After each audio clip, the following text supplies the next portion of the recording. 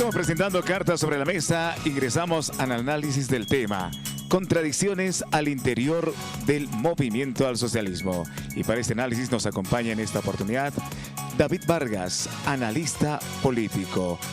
Reiteramos el tema, contradicciones al interior del MAS. Adelante, Pepe Escobar. Gracias, Henry. Buenas noches nuevamente a nuestra amable audiencia, a nuestro invitado, la cordial bienvenida, David. La coyuntura da para hablar de varios temas, definitivamente. Tú, experto en temas policiales, me gustaría empezar por ahí, David. ¿La policía ha perdido institucionalidad cuando el ministro de Gobierno es incorporado al alto mando? Buenas noches, ¿cómo estás, hermano? Un saludo a todos los televidentes del Canal 13. Esa conclusión es casi de manejo común en la ciudadanía, pero la institucionalidad de la policía y de otras instituciones no se ha perdido con el solo nombramiento con formalizar al ministro como cabeza de la policía boliviana, ¿no? En lo práctico siempre ha sido así. No había en la policía un solo comandante de una unidad, de un comando departamental, de una dirección nacional que no se ha removido sin anuencia, sin conocimiento del poder político. El poder político siempre ha estado encima de las decisiones, de la administración, del personal, del comandante general, y eso ha significado, más que significar, eso ha logrado socavar los cimientos más firmes que pudo tener la policía boliviana, ¿no? Para poder nombrar a un comandante, por ejemplo, de la Fuerza Especial de Lucha contra el Narcotráfico, son los políticos, el Poder Ejecutivo, los que velan sus intereses y nombran a X o Z persona, sin importar la trayectoria institucional, la trayectoria de carrera, los méritos que tenga, los deméritos que puede tener. Entonces, esto pues simple y llanamente el poder político, los políticos desde que yo soy subteniente, siempre se han metido. Nunca ha estado eximida la policía de la injerencia política. Los políticos siempre se han metido, ¿no? Al extremo de que, si vale el ejemplo, en una ocasión cuando yo era capitán tuve un problema con Sánchez Berzaín, cuando lo que yo hice frente a este energúmeno debió significar de que el comandante de la policía me llamara o el comandante departamental me llame y me imponga una sanción, digamos, disciplinaria, porque no era posible que a un ministro se lo golpee. ¿No? El ministro Agazado y me ha cambiado de destino. El ministro Sánchez Berzaín ordenó mi cambio al lugar más inhóspito de Chuquisaca, ¿no? Al primer capitán lo mandaron a reemplazar al peor de los policías que estaban en ese lugar. Entonces, este manejo discrecional, abusivo de los políticos siempre ha dañado la institucionalidad de la policía. Ahora se ha marcado más o se nota más porque en una ley se establece que el ministro va a ser la cabeza. Que ya se ha formalizado. Entonces se formaliza lo que siempre era de conocimiento de todos. Así es, y a propósito de estos avatares de la política, de la injerencia de la política en la policía, hoy tenemos a un ministro que podría ser censurado porque está siendo interpelado. ¿Tú crees? Y eso por las diferencias internas del MAS. ¿Cuál es el criterio tuyo, David, al respecto? Que, hermano, va a ser lo mismo de siempre. Yo creo que es un show muy a lo más. Ellos están buscando mostrarnos a la población de que son independientes, el Poder Legislativo busca generar una... Y confirmado, perdón, no ha sido censurado. Te dije, hermano, es un saludo a la bandera. Es un simple y llanamente, hermano, un ejercicio para decir a los bolivianos, miren, nosotros estamos cumpliendo nuestra función, sabemos perfectamente que lo que menos van a hacer es censurar a un ministro, ¿no?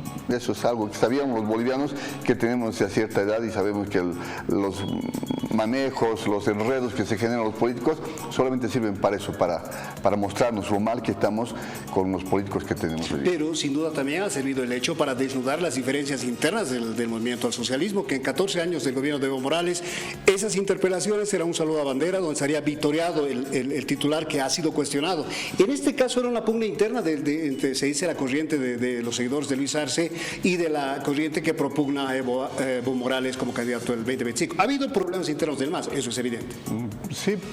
Mira, hermano, lo que yo sí estoy seguro es de que el año 2020, no sé cuánto, cuando corresponde a las elecciones, el candidato va a ser Evo Morales, ¿no? Y todo lo que que están hoy día queriéndose mostrar como alternativas, ARS y otra gente más, los van a arrinconar, los van a sacar. Es un show. Yo no tengo mucha, no le doy mucha creencia, no le doy mucha bola a estas cosas que hacen el MAS, porque durante 14 años se han acostumbrado a muchas cosas, y entre las cosas que nos han mostrado es la falta de respeto a la población. Ahora, ha habido acercamientos de Luis Arce con el PC1, es decir, por lo menos pareciera creciente la corriente de que hay gente que propugna a Luis Arce como un eventual y potencial candidato, teniendo en cuenta que ahora la ley electoral contempla las primarias y de ahí pues, se da por descontado que Evo Morales sea el candidato del MAS, pero ¿será posible vislumbrar a un Luis Arce candidato presidencial por otra tienda política? Pero el PC1, hermano, ¿tiene alguna relevancia el PC1? ¿Hay todavía PC1? Pero se alquilan fórmulas de esos. ¿Qué actores todavía están del PC1? ¿No? El PC1, yo me acuerdo, Marcelo Quiroga de Santa Cruz. Roger Cortés, un célebre. Roger Cortés, pero esos ya no están en la vida política significativa en nuestro país. No sé qué peso tendrán en cuanto a poder generar un movimiento, una línea dentro de más que lo... Me refiero a utilizar la sigla, como se ha dado en el caso de las gobernaciones, ¿no? Que se han alquilado prácticamente siglas como Jayaya u otras para candidatos. En este caso a eso me refiero, que podría ser una válvula de escape Luis Arce eventualmente ante la confirmación casi cantada de Evo Morales como candidato del movimiento al socialismo y las aspiraciones que pueda tener Arce y su gente buscar otra sigla para poder candidatear. El PC1 jurídicamente no existe la sigla, no existe la personalidad jurídica del PC1, ¿no? Existe como un símbolo romántico de Marcelo Quiroga de Santa Cruz, que era un personaje coherente, o se mostraba coherente. Lo que se ha sabido de él ha sido siempre coherencia en su actuar y en su pensar y hablar. Así como sabíamos de que en caso de que Evo Morales no iba a ser candidato a la presidencia por muchas razones, sabíamos que Luis Arce iba a ser el candidato. Hoy también sabemos de que todas las líneas, todas las corrientes emancipadoras, liberadoras, de generar nuevos liderazgos dentro del MAS, van a desaparecer cuando Evo Morales diga soy candidato y su gente, las 6 federaciones, empiecen a amenazar con bloquear, con invadir, con todas estas cosas, ¿no? Lastimosamente el MAS se ha empoderado con las 6 federaciones de los cocaleros y a cualquiera que quiera ser presidente lo amenazan con esas 6 federaciones. Es más, en el Alto hay gran fuerza del masismo, ¿no? Ha ganado las últimas elecciones el MAS en el Alto. Han sabido manejar bien el discurso de la pobreza, el discurso de los ricos, el discurso de los pobres, etcétera, etcétera. Y bueno, hay una población que todavía cree lo que el MAS puede hacer. Pero yo no creo que se dividan, el MAS yo no creo que esté más fuerte ni más débil, simplemente el MAS es el MAS con sus frustraciones que han tenido de mantenerse más de 14 años continuos en el gobierno.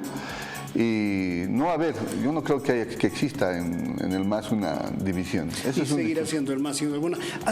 Enseguida volvemos al tema político, pero has tocado un tema importante. En calidad de ex miembro del Verde Olivo, David Vargas, el Chapare es una republiqueta. ¿De cuándo viene eso, teniendo en cuenta que la presencia de la DEA y cuando los cocaleros no estaban en el poder era otra historia? ¿Cómo es la relación de eso? ¿Cómo evoluciona? ¿Cómo percibes ahora el momento? El Chapare, hermano, en el Chapare no se mueve una hoja si no es con autorización de las 6 federaciones. Existe una organización política ya que maneja perfectamente todo el desarrollo, el desenvolvimiento de las instituciones del Estado, entre ellas la policía, por supuesto. Allá si un MOPAR desearía hacer un operativo, hacer una persecución, hacer un cerco a los narcotraficantes, agarrarlos, etc., no podría hacerlo si no tuviera la orden o la anuencia, la bandera blanca de las 6 federaciones. A ese nivel está cooptada la policía, a ese nivel está la policía sometida, ¿no? Y eso es una atrocidad porque lejos de lo que formalmente deberían los políticos propugnar a que Bolivia sea libre de cualquier tipo de intervención, que no existan territorios tomados por el poder delincuencial, que no existan territorios que estén usurpados al Estado como Estado, han favorecido, han dado su visto bueno y saludan que las 6 federaciones tengan presencia, autoridad y decisión en el territorio del Chapare. Ahora es evidente que la DEA, el organismo de interdicción y lucha contra el narcotráfico de los Estados Unidos, ha cometido muchos excesos. ¿Era nociva en su tiempo? ¿Era necesaria la presencia? Estamos hablando de otros gobiernos que no sean más. No, los gringos en general, la embajada norteamericana, realmente han hecho lo que han querido en nuestro país, permitido por los políticos de nuestro país, los políticos de momento. Han llegado al extremo los políticos de permitir que la embajada norteamericana pueda crear su propia policía. Había una policía, se llamaba la Rolling Patrol, se llamaba. Eran policías de nuestra policía institucional, la policía boliviana, que iban a cumplir tareas en una organización que cubría y protegía y atendía los casos de emergencia y llamados exclusivamente del personal norteamericano que de la embajada norteamericana dependían. Ellos no tenían casos que normalmente, por ejemplo, niñas y peleas de cualquier lugar de la ciudad no atendían, pero si llamaba un norteamericano que su gatito se había ido al techo y no podía bajar, llamaban a la Rolling Patrol, iba la oficial de policía con su apoyo y decía, mira, mi gato subía y lo bajaba el gato, le entregaba. O sea, ese nivel de dependencia hemos tenido, pero sabemos perfectamente también, hermano, que los gringos, los norteamericanos, se han metido en todo espacio donde podían lograr. En Bolivia no existía un político, un solo político que pueda ejercer la política, aspirar a lugares de desarrollo administrativo en nuestro país, si no tenía la visa norteamericana. Hemos sabido casos de ministros que los han sacado de ministerios porque no tenían la visa norteamericana. Sabemos perfecto lo del MIR, lo que ha significado el MIR, Oso Chavarría, Jaime Pazamora y toda esta gente, Oscar I. Franco en la cárcel por narcorelaciones que tenía. Entonces la DEA ha hecho mucho daño. Por eso, si algo yo he celebrado, si algo yo he aplaudido de Evo Morales, ha sido justamente que los haya sacado a los gringos de nuestro país, porque realmente era abuso, era mucho abuso, ¿no?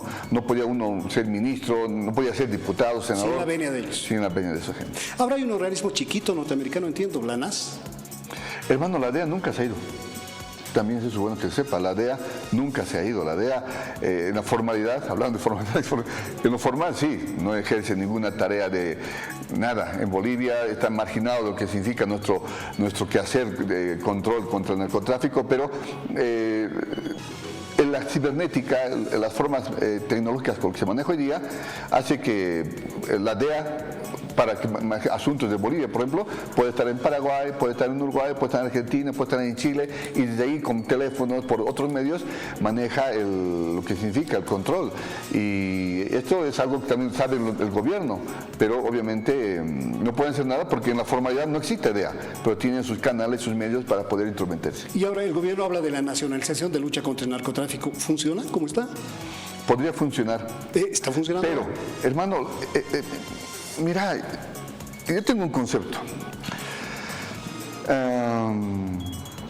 Lo peor, el cáncer que está padeciendo nuestro país, el cáncer que está hoy día en nuestro país, viendo cómo está haciendo metástasis en todas partes, son los políticos de nuestro país. Los políticos de nuestro país están destruyendo el futuro de Bolivia. Los políticos están inmiscuyéndose y generando, donde llegan generan corrupción, donde van generan corrupción y dañan la institucionalidad, dañan la moral de los ciudadanos. Hablando solamente de la policía como institución, en la policía, lastimosamente, hermano, cuando la estructura se debe fortalecer a partir de los medios que tenga un oficial de policía para ser comandante general, los políticos, los de oposición y los de oficialismo han permitido y han generado, por ejemplo, de que pongan al último de la promoción como comandante general. Han logrado que mediante relaciones familiares, relaciones de padrinazgos, han hecho que ese mi sobrino que es subteniente que vaya a un cargo de capitán, no importa, manden uno más y denle un bono de 5.000 bolivianos, rompiendo estructuras. Han dañado la estructura. ¿No te dice algo acaso de que los últimos comandantes de la Fuerza Especial de Lucha contra el Narcotráfico no merecían el cargo, han sido designados por el poder político y justamente por estar en el poder político, por tener relación con el poder político, han tenido problemas con el narcotráfico y su relación con el contrabando del narcotráfico? Entonces es una pena que el que pasa por la fuerza de lucha contra el narcotráfico termina siendo involucrado con hechos de narcotráfico. Y al más alto nivel. Y al más alto nivel. Ningún coronel se atrevería a llevar 50 kilos, una tonelada de droga sin que el poder político sepa. Yo creo que a una persona con un dedo de frente no se le pasa entender de que el policía es corrupto porque el poder político se ha entrometido, se ha inmiscuido tanto que ha dañado todas las estructuras. En la época de los 2008, 2009, ese tipo de 2010, había un senador, Ábalos. El otro día comentaban los militares. Del MAS, Isaac Ábalos. Comentaban los militares. Agarraban, mandaban una lista de 50 ciudadanos jóvenes. Tienen que entrar al colegio militar. Y no se los puede tocar y no se puede dar de baja. Así se aplacen, así sean malos, lleguen bolsos, sean como sean, no pueden dar de baja. En la policía, en la naval, en la fuerza aérea, exactamente lo mismo.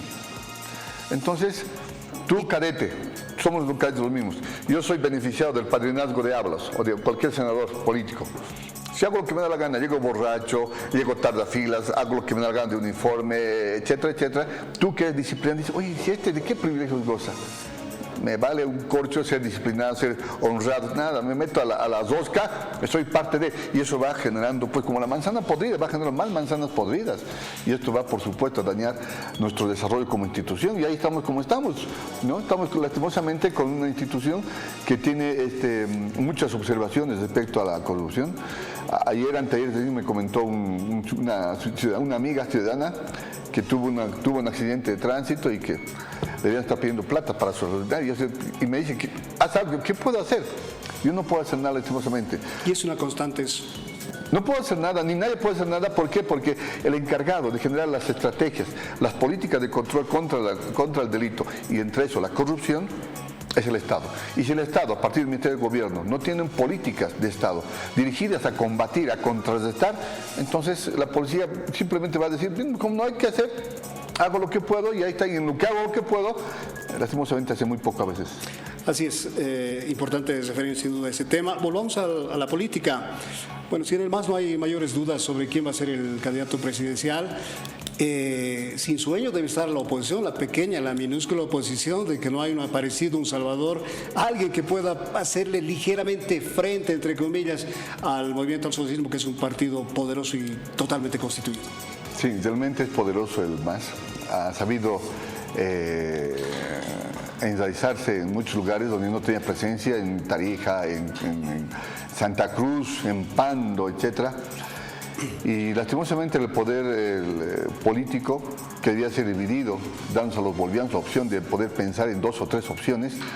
Tenemos una oposición completamente flacuchenta, sin la menor musculatura, que hace que los bolivianos, muchos bolivianos opten por apartarse, marginarse de la política para no tener que meterse con el MAS, o simplemente enrollarse al MAS y estar mendigando, chupando tetillas por ahí, buscando una migaja para poder subsistir. Yo creo que con la bendición de Dios tiene que aparecer alguien que tenga un discurso renovador, un discurso mucho más atractivo para la población, que se enfrente, que se enrostre con el MAS, y eso yo creo que va a suceder. Bolivia hemos estado en situaciones muy difíciles y hemos salido siempre adelante. No va a ser esta la última vez ni la primera vez que vamos a tener que enfrentarnos contra monstruos como organizaciones políticas a los que se ha derrotado. Paradójicamente la oposición se va achicando, ¿no? Sí, en ellos sí hay división, los mesistas que están con los tutistas, luego está Doria Medina, entonces, esa gente que se ha envuelto en una bolsa se han vuelto a dividir. Y todos se creían presidenciales en su tiempo. Todos se creían... Pero es que también han cometido muchas cosas, hermano. Mira, Yanine Áñez, Marinkovic ni bien entra, asume 300 millones de dólares a cambio de generar devaluación en Bolivia. ¿Dónde están esos 300 millones? Y sanea sus tierras. Sanea sus tierras de él y su familia. Eso nos muestra, pues, entonces la gente dice, puta, ¿cuál es el mal menor? Siempre van a votar porque, además porque Arce tenía la bandera, tenía la aura de que era un buen economista, que maneja la economía, entonces era fácil entender quién iba a ganar las elecciones.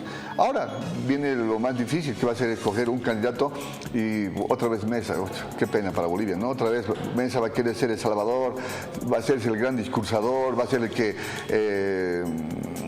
usar palabras redundantes, rebuscadas para mostrarnos que es un intelectual. La falsedad pura está en lo que significa Carlos Mesa. Cambiemos de tema. Algo tampoco muy grato, el censo. ¿Se podrá realizar en las condiciones actuales? Pucha, están saliendo banderas de oposición, ¿no? Están hablando de que quieren hacer un precenso en Santa Cruz, en La Paz tienen que haber alguna... Actualización cartográfica en La Paz. Y sí, pero yo creo que hacen falsos debates, hermanos, respecto a por ejemplo, si somos o no somos mestizos, que si somos, a qué cultura nos enraizamos, etcétera, etcétera. Son discursos que solamente nos están buscando dividir. Yo creo que los bolivianos, si alguna cultura tenemos que rescatar o de vivir, es que somos todos tihuanacotas. O sea, nuestra esencia es tihuanacota. Nuestra esencia, hermano, es de Tiwanaku. Tiwanaku, después de los urus, es una cultura, es un poder importante que ha llegado hasta muy lejos, tanto al norte como al sur. Pero nadie reivindica a Tiwanaku. Nadie reivindica, dicen Aymara, somos Aymara, pero los Aymaras ¿de dónde han salido? Los señores Aymaras han nacido, lo que significaba Tiwanaku. Mi amigo Felipe Quispe, que está hoy día con Dios, espero que así sea, él me decía, mi mayor, el Inca nace justamente de que los señores Aymaras se dispersan y uno llega hasta allá, donde está el Cusco, Machu Picchu, y ahí va a crear el Inca una nueva nación. Y Inca viene de la palabra Minca, dice él. Minca es una palabra aymara. Entonces el quechua, quechua va a crear una nueva ideología, y va a venir, va a arrasar, etcétera. Pero todos somos de ascendencia absolutamente tihuanacota, hasta los incas, ¿no? Eso decía Felipe Quispe. Y no ha habido alguien que me demuestre lo contrario. Entonces, yo creo que el censo, hermano, va a ser un falso discurso, va a demostrar lo que estamos hoy viviendo. La población, el departamento más poblado de Santa Cruz, La Paz es segunda población, el Alto es una población muy importante, tiene más de 1 millón de habitantes. El tercer municipio es La Paz, porque el segundo municipio más poblado es el Alto. ¿Y qué va a sacar el censo? Es decir, la población, y para dividir los escaños de diputados, senadores. ¿Para qué más va a ser el censo? Y esa era la pregunta que le hacíamos anoche al senador Rodrigo Paz, que algunas capitales de departamento se van a achicar y con ello, consiguientemente, van a perder escaños. Él aseguraba que el quid de la cuestión, el problema aquí no radicaba fundamentalmente en cuántos diputados, cuántos escaños perdería X región, sino la forma y la falta de equidad en los votos para elegir diputados en el campo y en la ciudad. ¿Cómo ves esa situación, David? Hermano, yo creo que hay una mala fórmula para distribuir los escaños en nuestro país. Lo que lo han hecho los masistas en el tema del poder del órgano electoral han diseñado de tal manera de que poblaciones con poquísima población precisamente obtengan un diputado y poblaciones con mayor cantidad de población no tengan diputado. Se tienen que juntar más municipios, etc. Yo creo que esto debe ser motivo de estudio, de análisis. Pero no contamos con un órgano electoral que sea pues genuinamente de los intereses de Bolivia, responde más a los intereses políticos del gobierno de central. Entonces, tenemos que encontrar a los bolivianos una fórmula. No tenemos defensor del pueblo, el defensor del pueblo debe ser el primer interesado en solucionar este problema, no tenemos un defensor del pueblo. Y bueno, todo apunta a que va a seguir siendo como los masistas quieren y van a tener que jugar con las reglas que los masistas dispongan para esta competencia electoral. Claro, porque finalmente se dice que han hecho la Constitución, han reformado la Constitución a su propia imagen y semejanza. Entonces, en todo caso, de darse un eventual pedido que parece poco por la actual correlación de fuerzas políticas, tendría que ser para una próxima gestión, ¿no? En todo caso, el censo como está pintada la cancha, hay que jugarla ahí, pero hay aparentemente muchas desagregaciones que no acaban de convencer a Santa Cruz, al Alto y a La Paz. Al Alto, sí, especialmente el Alto, porque el Alto ocurre de que muchos municipios rurales llegan al Alto a trabajar, desarrollar su vida económica y el fin de semana se vuelven a su territorio. Entonces, hay la idea, hay la certeza en todo caso de que cuando se dé el censo, muchos van a volver a su población, a sus lugares de origen, y el Alto se va a quedar no con los millones de habitantes que tiene, tal vez con 800,000, y eso le va a dar no solamente con el tema de recursos económicos, por razón pero sino también el tema de escaños en las diputaciones y senadores. Así es. David, el tiempo se nos ha acabado. Qué gusto conversar contigo. Hemos abarcado varios temas y ojalá que estés en una próxima oportunidad con nosotros. Va a ser un placer, querido hermano, y un saludo a todos los hermanos que están viendo televisión. Perfecto, gracias. Contigo, Henry.